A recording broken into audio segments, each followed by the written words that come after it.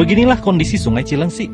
Selain airnya berwarna hitam dan berbau, permukaan sungai juga dipenuhi busa yang diduga bekas pembuangan limbah pabrik.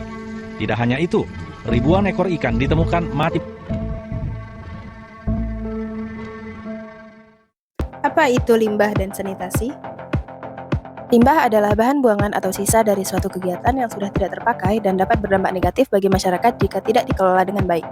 Limbah bisa berasal dari proses produksi, aktivitas rumah tangga, industri, pertanian, pertambangan, hingga kegiatan medis, dan umumnya tidak lagi memiliki nilai ekonomi atau manfaat. Sementara sanitasi adalah usaha untuk menciptakan dan memelihara kondisi lingkungan yang bersih dan sehat, terutama melalui pengelolaan limbah, air bersih, serta fasilitas pembuangan kotoran, guna mencegah penyebaran penyakit dan meningkatkan kualitas hidup masyarakat. Berikut adalah beberapa penyebab banyaknya limbah dan sanitasi yang buruk.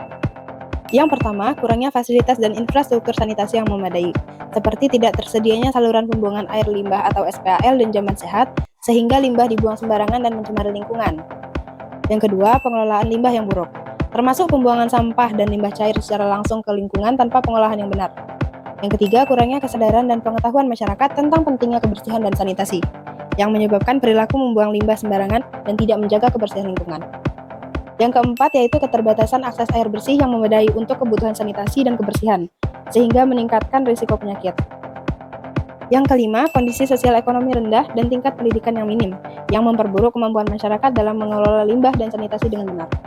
Lalu yang keenam, pertumbuhan penduduk dan urbanisasi yang cepat tanpa diimbangi dengan pengelolaan limbah dan sanitasi yang memadai.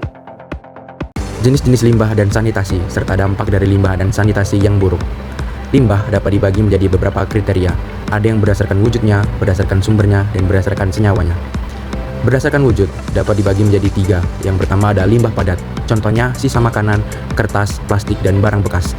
Lalu yang kedua ada limbah cair, contohnya air limbah dari rumah tangga, industri, dan pertanian. Lalu yang ketiga ada limbah gas, contohnya gas buangan kendaraan, gas buangan pabrik, dan gas dari proses pembusukan. Lalu ada berdasarkan senyawa, terbagi menjadi 3 juga. Yang pertama limbah organik, limbah yang berasal dari makhluk hidup dan mudah terurai secara alami seperti sisa makanan dan kotoran hewan. Lalu yang kedua ada limbah anorganik, limbah yang tidak berasal dari makhluk hidup dan tidak mudah terurai seperti plastik, kaca, dan logam. Lalu yang ketiga ada limbah B3, bahan berbahaya dan beracun, limbah yang mengandung zat kimia berbahaya dan beracun seperti limbah medis, limbah industri, dan limbah pertanian. Lalu yang terakhir ada berdasarkan sumber, terbagi menjadi 5. Yang pertama, limbah domestik, limbah yang berasal dari kegiatan rumah tangga seperti sisa makanan, air cucian, dan sampah. Lalu yang kedua ada limbah industri, limbah yang berasal dari kegiatan industri seperti limbah cair, limbah padat, dan limbah gas. Lalu yang ketiga limbah pertanian, limbah yang berasal dari kegiatan pertanian seperti pupuk kimia, pestisida, dan kotoran hewan. Lalu yang keempat ada limbah medis, limbah yang berasal dari kegiatan medis seperti jarum suntik, obat-obatan, dan cairan tubuh pasien. Lalu yang kelima ada limbah konstruksi, limbah yang berasal dari kegiatan konstruksi seperti kayu, semen, dan besi. Nah, lalu kita masuk ke jenis-jenis sanitasi. Jenis-jenis sanitasi terbagi menjadi 6. Yang pertama ada sanitasi air, upaya menjaga kebersihan dan kualitas air termasuk pengolahan air bersih dan pengolahan air limbah. Yang kedua, sanitasi pengolahan sampah. Maksudnya adalah memisahkan sampah dan mengolahnya dengan benar, termasuk pembuangan sampah yang aman dan teratur. Lalu yang ketiga ada sanitasi makanan, yaitu memastikan makanan aman dan bersih dari kontaminasi, termasuk penyimpanan makanan yang tepat dan proses memasak yang higienis. Lalu yang keempat ada sanitasi lingkungan, upaya menjaga kebersihan dan kesehatan lingkungan secara keseluruhan, termasuk pengelolaan limbah, sanitasi air, dan sanitasi sampah. Lalu yang kelima ada sanitasi berbasis masyarakat, sistem sanitasi yang melibatkan partisipasi masyarakat dalam pengelolaan limbah dan sanitasi. Lalu yang keenam ada sanitasi darurat, sistem sanitasi yang digunakan dalam situasi darurat atau bencana seperti pembangunan jamban sementara atau penyediaan air bersih darurat. Selanjutnya kita masuk ke dampak limbah terhadap lingkungan, terbagi menjadi 4.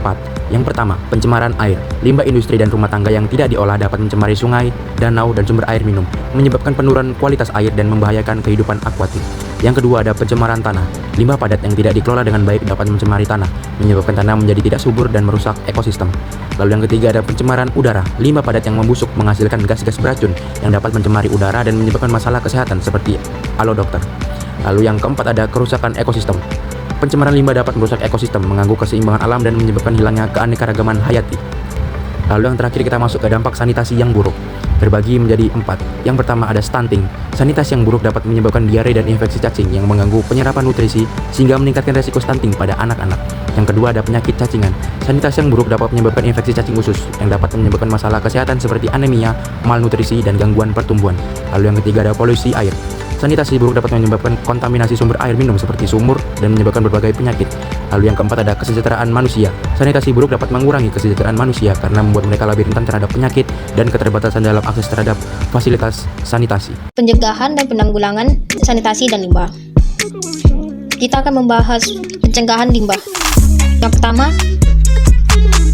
kurangi penggunaan barang sekali pakai. Itu seperti plastik dan styrofoam.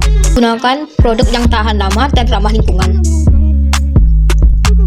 Gunakan kembali wadah, botol, atau kantong belanja. Manfaatkan barang bekas untuk keperluan lain. Pilah sampah berdasarkan jenisnya, seperti yang ada pada gambar tersebut, organik, anorganik, dan B3. Sosialisasi kepada masyarakat tentang bahaya limbah dan pentingnya pengolahan yang baik. Nah, baik, ada penanggulangan limbah. Ada komposisi, yaitu mengubah sampah organik menjadi pupuk.